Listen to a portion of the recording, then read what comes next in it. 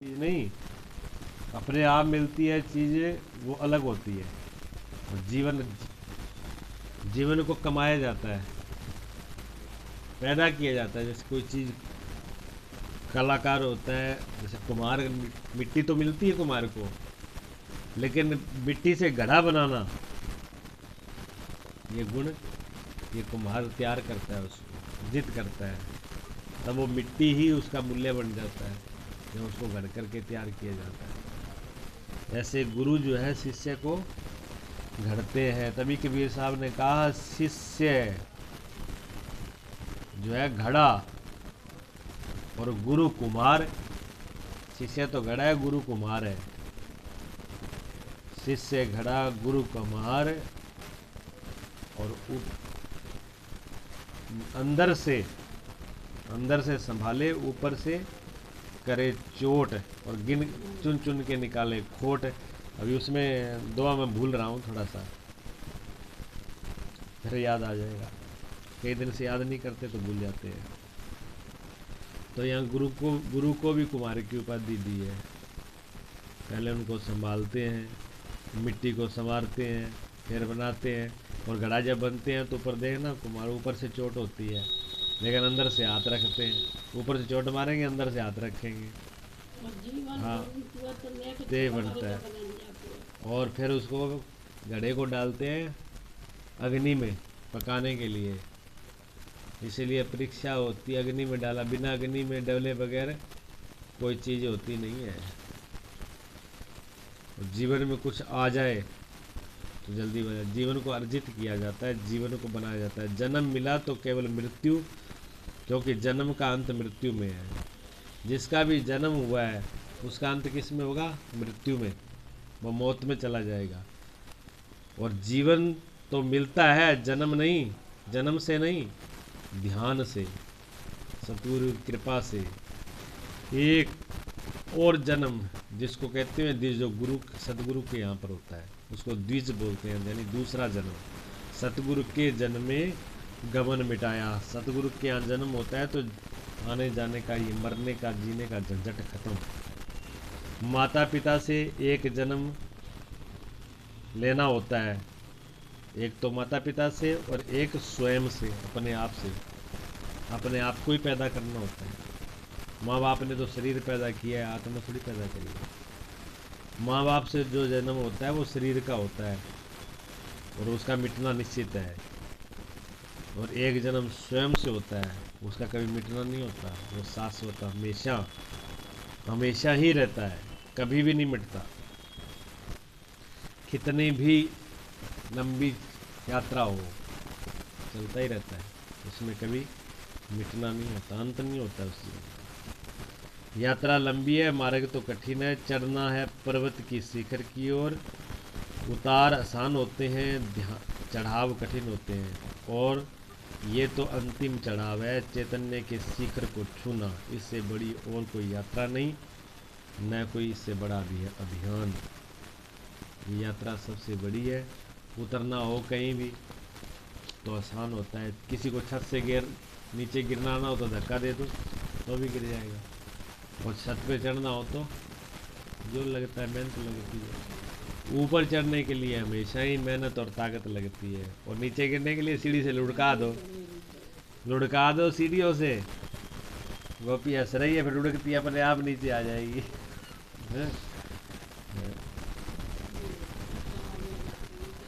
हाँ, लेकिन चढ़ने पे भी घबराई नहीं। कितनी दूर मंजिल हो, चलते चलते कट जाती है, एक बात ध्यान में रखें। घबराने की जरूरत नहीं है, मंजिल कितनी भी बड़ी क्यों ना हो। चलते चलते एक दिन मंजिल, रास्ता कितना ही हो, जो चल पड़ा उसके लिए रास्ता कम होता ही चला जाएगा, ठीक हजारों मीलों की दूर क्यों ना हो। दूरी किसकी होती है? जो चलता नहीं है।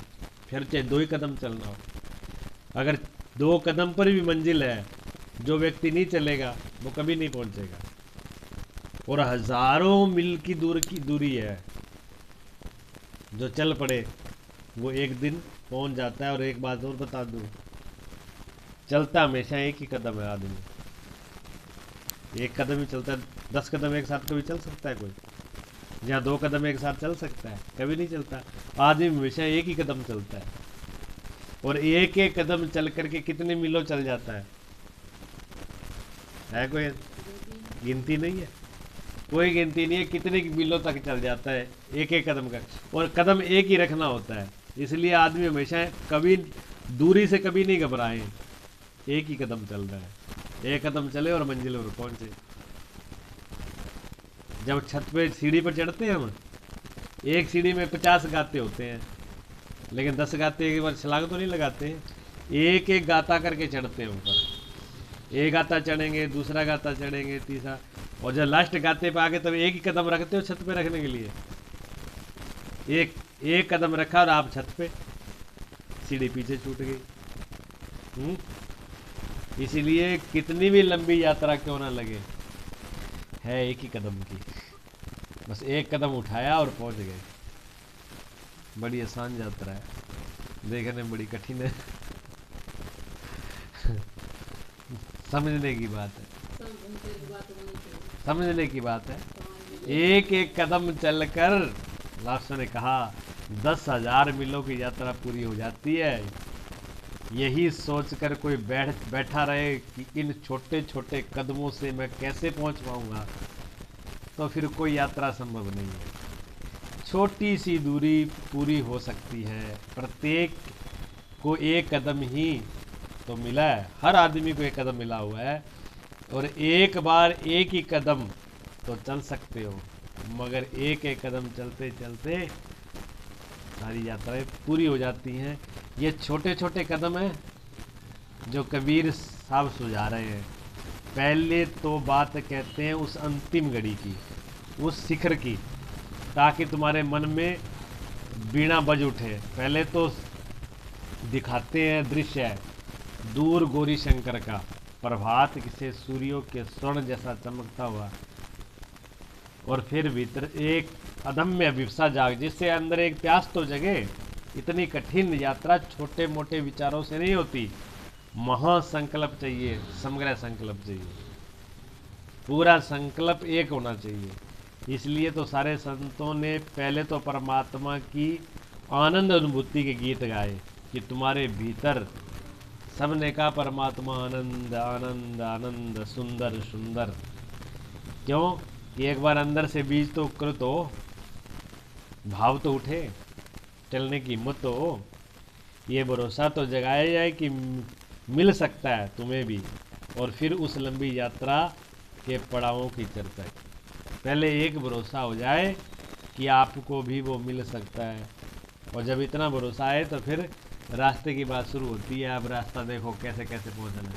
पहले तो बताया जाता है कि वो ऐसा है, फिर वो ऐसा मिलेगा, कैसे पहुंचोगे कैसे, फिर उसका रास्ता भी बताया जाएगा। क्या कहते हैं, छार पर्यो आत्म मतवारा, जैसे वर्षा उठे, जैसे गिरजाएं मेघ और अमृत बरस उठे, ऐसा हुआ। छार पर्यो अमृत आत्म मतवारा, ऐसी वर्षा हुई आनंद की कि आत्मा मतवाली हो गई। झलक जब आती है ना, तब तो मतवाली हो जाती है। जब उसकी झलक आती है तो ऐसी आनंद, ऐसी वर्षा होती है कि वो नशा वैसे रहता है, छूटे नहीं, बस इसी वर्षा में नहाते रहें, खूब आनंद लें, खूब मस्ती लें। तब तो ऐसा लगता है कि इसे एक क्षण भी अब दूर हो ही ना, को बुलाई भी नहीं, खूब गोता लगाते रहे इसके अंदर। और कोई बहुत प्यासा हो, जिसको बहुत प्यास लगी हो, और उसके होठों पे एक बूंद आ जाए पानी, कैसे लगता है उसको? वो एक बूंद कैसी अमृत की तरह लगती है। तो क्या कहते हैं, पीवत राम रस करत विचारा। वो राम रस पी करके करते विचार, वह राम रस पी रहा हूँ, जी भर कर पी रहा हूँ, जितना पी सकूँ उससे ज़्यादा बरस रहा है। इस आनंद अमृत में मदमस्त हूँ, नाच रहा हूँ, गा रहा हूँ। और एक विचार उठता है, बहुत मोल महंगी गुड़ पावा, लेकिन ये तो मधुरिमा मिली है, ये जो गुड़ मिला है, ये जो मिठास मिली है, बहुत ही कीमत चुका कर मिला है। यूं ही नहीं मिला, मुफ्त में नहीं मिला है। मुफ्त में तो कुछ भी नहीं मिलता है। मिट्टी भी लो, वो भी कीमत चुकानी पड़े। धर्म मुफ्त में नहीं है। ये जो मुफ्त के चक्कर में पड़ रहे हैं ना, बहुत खतरनाक है ये जो सरकारों से भी मांग करते हैं ना, सब फ्री में मिल जाए। आटा दाल, बिजली, खाना पीना, आना जाना सब मुफ्त में मिल जाए, ये सब मुर्दा बना रहे हैं। ये काम चोर बना रहे हैं, ये निकम्मा कर रहे हैं आदमी को। ये सोच गलत है। निकम्मा लोगों की सोच है कि हमें फ्री में मिल जाए। पुरुषार्थी आदमी कहता है नहीं, हम अपने पुरुषार्थ से अपना कमाएंगे और खिलाए, दूसरों को भी खिला देंगे। पुरुषार्थी आदमी इतनी दम रखता है, भीख नहीं मांगता है। भीख मांगने वाला व्यक्ति कमजोर होता है, और बांटने वाला राजा होता है, दलेर होता है, वो बांटता है। तो ये बार बार जो लोग सरकारों से भीख मांग रहे हैं, और ऐसी जो सरकार लोभ लालच देती है, वो भी निकम्मी है। जो लोभ दे उसको तो पहले जूता ही दे, तो काम सही रहे। और ऐसी दुनिया हो रही है, करे किया क्या जाए, ना उनकी चुटिया ना उनके कान सब ऐसे ही हो रहा है। किसको क्या किया जाए। लेकिन धर्म के मामले में ऐसा नहीं है। धर्म मुफ्त में नहीं है, भिक्षा मांगने से नहीं मिलता। धर्म इतना सस्ता नहीं है। और धोखे क्रियाकांड, ये जो थोथे क्रियाकांडों से नहीं मिलेगा कि 2-4 बार पूजा पाठ कर लिया, इधर धूप अगरबत्ती, इतने से काम नहीं चलने वाला। कि 2 फूल चढ़ा दिए, जहाँ लोटा पानी की चढ़ा दिया, इसने भी धर्म नहीं मिलता। धर्म मिलता है स्वयं को। मीरा ने कहा, कोई कहे महंगो रे, कोई कहे सस्तो, मैंने तो लिया बजंता ढोल, माई रे मैंने लिया गोविंदा मोल। माई रे मैंने लिया गोविंदा मोल। कोई कहता है सस्ता, कोई कहता है महंगा। सस्ता महंगा नहीं, अपना कीमत अपने आप को चढ़ा के लिए, अपने आप को दे के लिए। शादी हुई तो देखा, शादी जब करते हैं तो पति को अपना पत्नी कब बना पाती है, जब अपने को दे देती है, तभी पति पे कब्जा कर पाती है। अब वो कहे, पत्नी ये कहे कि दहेज वो दे दिया आपको, हमने कार दे दी, स्कूटर दे दिया, सब सामान दे दिया, लेकिन हम तुम्हारे कभी नहीं होंगे, वो पति खुश हो जाएगा। वो कहे तुम्हारा कार और स्कूटर जाए भाड़ में है, बाद की बात है। तो दुल्हन दूल्हा को तभी अपना बना पाती है जब वो बन जाती है उसकी। ऐसे जब भक्त भगवान का हो जाता है, शिष्य गुरु का हो जाता है, तभी उनको अपना बना पाता है। कहते हैं कबीर साहब, बहुत मोल महंगे गुड़ पावा, बहुत कीमत चुकाई है तब ये मधुरिमा मिली है, सस्ते में नहीं मिली। तब ये मिठास मिली है, ये कीमत चुकाई है। और उस अनंत रस, अनंत मिठास को अगर पाना हो, ऐसा आनंद जो कभी ना जाए, जिसको कोई दुख छू ना पाए, ऐसा आनंद लेना हो तो ऐसी कीमत तो चुकानी पड़ेगी। जितनी महंगी चीज लो बाजार में से, उतनी कीमत भी चुकानी पड़ती है। सस्ती वाली की सस्ती होती है। ले कसाव रस राम चढ़ावा, वह जो कसाव रस भरे हुए हैं उनको निकाल बाहर किया। कसाव के रस हमने अंदर भर रखे हैं ना। 2 चींटियां थी गोपी जैसी, वो दोस्त बन गई। चींटी देखी आपने गोपी? हाँ, वे दोनों मित्र हो गई। एक रहती नमक के डेरे पे और एक रहती मिश्री के डेरे पे। एक दिन वो मिश्री वाली जो है वो गई नमक वाली के यहाँ पर। उसकी दोस्त थी ना, वो फ्रेंड थी, चींटी की फ्रेंड थी। तो मिलने के लिए गई तो उसने फिर अपनी फ्रेंड की खूब खुशामद करी, सेवा करी। अब वो तो नमक पर ही रहती थी, तो सब नमक ही नमक धरा था उसके पास। अब वो उसको नमक, बढ़िया बढ़िया नमक खिलाए, और वो मिश्री खाई हुई थी उसने। अब वो कहती कैसे लग रहा है? बहुत बुरा लग रहा है। हमसे पता नहीं तू कैसे रहती है ऐसे पे, ये कोई खाने की चीज़ है? हमारे यहाँ देखो बड़ा आनंद आता है। अब उसने कभी मिश्री खाई नहीं थी तो वो उन्होंने कहा पता नहीं क्या, हम तो ऐसे ही जन्म से देखा, ये खाया ये पिया, इसी में रहे हैं, तो हम तो इसी से अपना जीवन पेट पाल रहे हैं। तो उसने कहा ऐसे करना, मैं बहन तू मेरे यहाँ पर आना, तब तुम्हें खिलाएंगे। उसको निमंत्रण दे गई, वो चली गई। अब वो कई 2-4 दिन बाद में वो गई, चलो उसके पास जाकर देखते हैं, बहुत बड़ाई कर रही कि उसके पास बहुत अमृत रस है, मीठा है। मीठा तो गई, वो गई चल करके, और अब उसने खूब बिस्री के डेरे में पहुंची। अब उसको कह देख खा के देख हमारी भी। अब वो खाए तो उसको वैसी कैसी लगी कि जैसी है वैसी लग रही है, ऐसी हमारी ऐसी तुम्हारी। उन्हें कहा ऐसी कैसी? उसने कहा तूने मुंह में क्या रखा है? कि मुंह में तो हम अपनी लेके चली, पता नहीं भूखे प्यासे रास्ते को क्या जरूरत है, मुंह में हम डेली ले नमक की डेली मुंह में लेके चले हैं कि पहले इसको निकाल बाहर। जब बाहर उसको निकाल के चखा, तब कहते हाँ ये है रस, भरे बैठे। तो कहते हैं कसाब, कबीर साहब कहते हैं ले कसाब रस राम चुआवा है।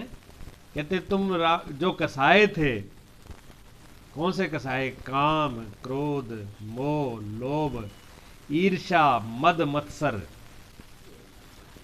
ये कसाओं से हम गिरे हैं। ये कसाए हमने भर रखे हैं, अंदर ईर्ष्या भर रखी है, अंदर बेमनस्य भर रखा है। तो फिर बाहर कोई कितना ही अच्छा करे, वो फिर बुरा ही लगेगा। कसाई यानी शत्रु, कसाई का मतलब होता है ये शत्रु है। इन शत्रुओं को जब तक निकाल कर बाहर नहीं किया, जब तक इनको भी निकाल करके बाहर नहीं कर देंगे, तब तक राम ने जब से सब कसाए ले कसाए, और राम ने ये सारे कसाए ले लिए।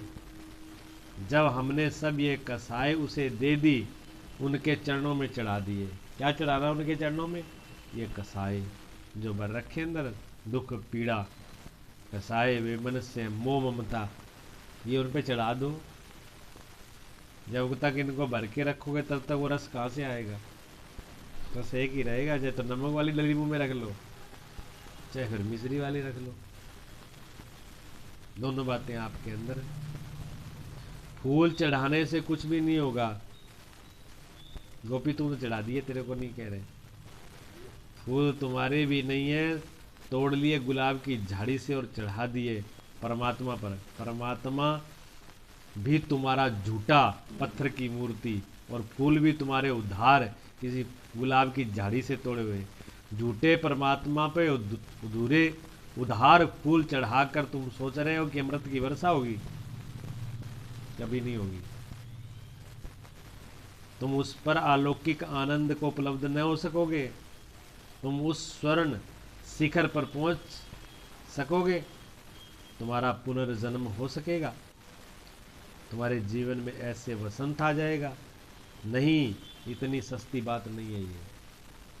अगर जीवन में वसंत चाहिए, पुनर्जन्म चाहिए, शाश्वतता चाहिए, तो कबीर साहब कहते हैं सब कसाए जब उसके हाथ में दे दी, अहंकार, मैं जो कर रहे हो, अहंकार, मद मत्सर, काम, क्रोध, लोभ, ये सब चढ़ा दो उनके पैरों पर। हाँ, जो कूड़ा कबाड़ा है ये कछु नहीं, फिर भी नहीं छोड़ रहे। ये चढ़ाए की रीज, चढ़ाने की चीजें हैं। फूल चढ़ाने से क्या होगा? दिए जलाने से भी क्या होगा? नारियल फोड़ने से क्या होगा? सिर चढ़ाओ, सिर को फोड़ दो, ये अपने अहंकार को चढ़ाओ। जब तक अहंकार नहीं चढ़ेगा तब तक नारियल चढ़ाते रहो। खोपड़ा चढ़ा रहे, खोपड़ी नहीं चढ़ा रहे। खोपड़ा नहीं, खोपड़ी चढ़ जाए, अहंकार चढ़ जाए तो नारियल चढ़ गया। आदमी बड़ा चालबाज है। नारियल आदमी के सिर जैसा मालूम पड़ता है, इसलिए उसको खोपड़ा भी कहते हैं। उसकी आंखें भी होती हैं, दाढ़ी मूछ भी होती है। आदमी ने तरकीब निकाल ली, अपने को चढ़ाने के वजह नारियल को चढ़ा दो। अपना लहू चढ़ाने की जगह मंदिर में मूर्तियों पर क्या कुमकुम चढ़ा दो, रोली चढ़ा दो, वो भी खून जैसी होती है। लेकिन कुमकुम से और खोपड़ी नारियल से परमात्मा नहीं रिझेंगे। अपने खून को ही चढ़ाना होगा, अपने एम को ही चढ़ाना होगा, अपने अहंकार को ही चढ़ाना होगा, तब चढ़ पाएगा। ये धोखा किसको दे रहे हैं? मैं बहुत मोल महंगे गुड़ पावा, ले कसाव रस राम चढ़ावा। जब राम ने सब कसाए चढ़वा लिए अपने चरणों में, तब रस की वर्षा हुई, तब उसने अमृत पिलाया। तब क्या पिलाया? अमृत। तुम्हारा पात्र अगर गंदा हो तो उसमें अमृत भी पड़ेगा तो गंदा हो जाएगा। पात्र अगर जहर से भरा हो तो उसमें अमृत डालोगे तो क्या हो जाएगा? जहरी हो जाएगा ना। पहले इस पात्र सारे जहर को परमात्मा पर सौंप दो, साफ कर दो पोंछ बाहर करके, और कुछ तुमसे मांगना नहीं। परमात्मा से कोई धन नहीं मांगता, कोई पद नहीं मांगता, कोई प्रतिष्ठा नहीं मांगता। मांगता है तुम्हारी राग द्वेष बीमारियां। परमात्मा तुमसे मांग भी यही रहे आपसे। परमात्मा के पास क्या कमी है जो आपको धन दौलत फल फ्रूट फूल चढ़ा दें उसी से? वो तो सब उसी के हैं। जो तुमने पैदा कर रखे हैं अपने राग द्वेष मोह ममता, ये बीमारियां, ये चढ़ा दो। परमात्मा कहता है मुझे तो यही चढ़ा दो। ये भगवान, अहंकार भगवान की खुराक है। भगवान किसको खाते हैं? अहंकार को। भगवान का भोजन है अहंकार, ताकि तुम्हें स्वास्थ्य दिया जा सके।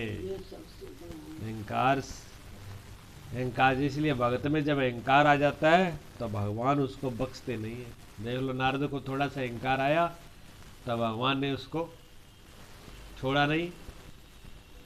स्वामी सेवक का अहंकार नहीं छोड़ते, भगवान भक्त के अहंकार को नहीं छोड़ते। भक्त के अंदर अहंकार नहीं आने देते। अहंकार आते ही उसके अहंकार को तोड़ दिया जाता है। इसलिए भगत हमेशा बच के रहे अहम से। समर्पित ज्योति दीपो झरो वसुन वसुधा आंगन से नभ में। प्रार्थना तो करते हैं लोग कि चलो दीप जला दें, ज्योति जला दें। प्रार्थना तो लोग करते हैं, अंधकार गहन है। हे परमात्मा, हे ज्योतिर्मय ज्योति दे, पर कीमत चुकाने की बात ही भूल जाते हैं। बस प्रार्थनाएं चलती रहती हैं, और ऐसी प्रार्थना न सुनी जाती हैं, न ऐसी प्रार्थनाएं कभी किसी की सार्थकता को उपलब्ध होती है। ऐसी प्रार्थनाएं में गवाया समय, बस सिर्फ गवाया समय।